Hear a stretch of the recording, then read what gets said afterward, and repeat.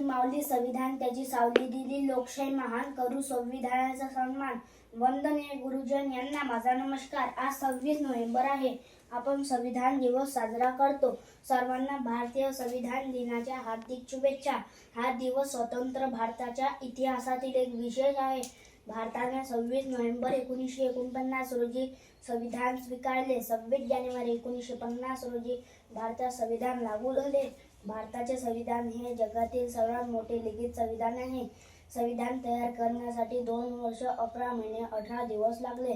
Doctor Babasaheb Ambedkar यांना भारतीय संविधानाचे शिल्पकार असे म्हटले जाते.